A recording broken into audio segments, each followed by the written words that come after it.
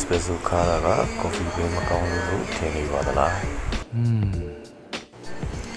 တကယ်တော့အများဆုံးဖြစ်တဲ့အကြောင်းရင်းက over extraction ကြောင့်ပါ short time ကြာလို့ရင်ခါတဲ့အရာတွေပူထွက်လာပါတယ်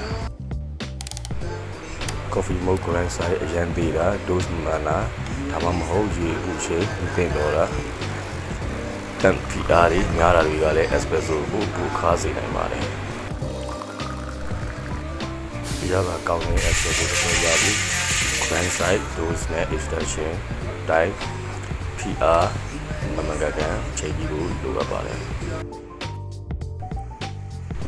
coffee အကြောင်းနောက်တဲ့သိချင်ရင် follow လုပ်ထားပါ barista တင်ညာကိုလက်တွေ့တင်နေခြင်း Mr. Kelly coffee trainer ကိုဆက်သွယ်နိုင်ပါတယ်